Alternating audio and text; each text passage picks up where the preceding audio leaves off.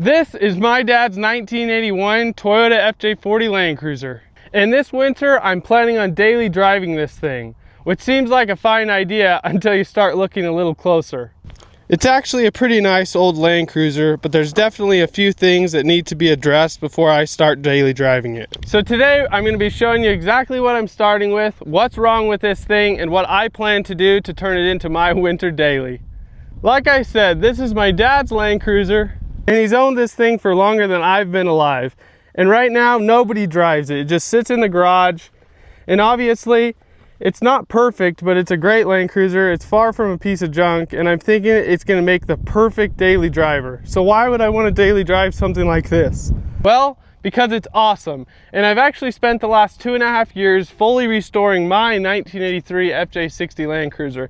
Did an LS swap, did a ton of body work, did a paint job, all of it, and I got it looking perfect. And I did all of that with the help of my dad.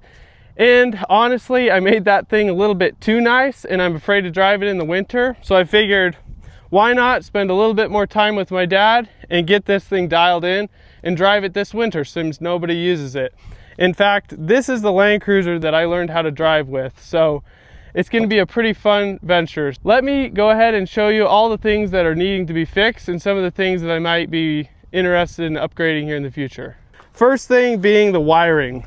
It is a bit of a mess. I think we're going to put in a fuse panel, dial in some of these things just to give me a little more confidence while daily driving it, clean up those wires. Next thing is the power steering box. That thing leaks like every other Land Cruiser does, and it leaks quite a bit, so I'm going to want to get that fixed. Next thing is a bit of a bigger project, but the floorboard rusted all the way through. You can see the ground through the floorboard, so that is definitely not ideal. You can see though, the interior is pretty clean. That was a project of mine when I was just a little kid. I figured I'd clean it up. We got new seats in it. So the interior is pretty good, sound system's pretty good, but still plenty of things to do to get it dialed in. You can see there's some dents and dings in it, but that's the way it should be. The biggest project and the biggest thing that I want to tackle with this Land Cruiser is getting rid of the diamond plate. As you could assume, that diamond plate is covering up rust and it really needs a new tub. I'm not so sure that I'm going to be the one doing that and completely replacing the tub, but with the experience using the FJ40 I did a lot of, welding in some new pieces of metal to clear up a lot of that rust that I had.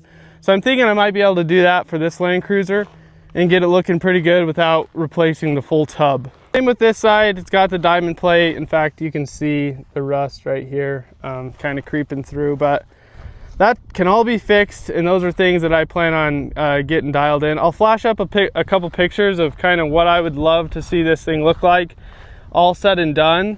One nice thing about this Land Cruiser is it does have the original 2F engine in it, so all the people calling me dumb for LS swapping my FJ40, this one does have the original engine, and it has been rebuilt. So that is a plus. It is not an LS. As you saw, there's no shortage of problems with this Land Cruiser, but I'm excited to get started and work through all these issues. I'm planning on doing a series where I document all these things that I'm working on. The biggest thing that I'm excited to tackle is rebuilding the front end on this thing. I plan on doing a whole bunch of work to the steering, doing some upgrades. My FJ40 Land Cruiser, I was able to put an FJ80 steering box on that thing, and it is so much fun to drive. I know I won't be able to make that modification to this Land Cruiser, but I do know there's a few different options out there to making some big improvements, and I think it would make a lot of sense for this Land Cruiser because it's a ton of fun to drive, but when you're on roads here in town, it'll grab the ruts and it'll kind of throw you all over the place with these big tires. So I think that'll be something interesting to document, as well as something you might be interested in checking out. I also plan on tackling the rust on the rear fenders. That way I can kind of bring it back to original. I really like the looks of not diamond plate. Not a big fan of that. I understand that's covering up some problems. If we can fix those problems, respray it, get it looking right, I think it's going to look a whole lot cooler. So if you like this video and you want to see more about this Land Cruiser, go ahead and check out my channel and stay tuned for the coming episodes, as well as check out some of my previous episodes where I show you exactly how I transformed my FJ40 Land Cruiser, which was a massive project and some videos of me tinkering on my 1985 Porsche 911. So appreciate you watching, and check out my channel if you want to see more. Thanks.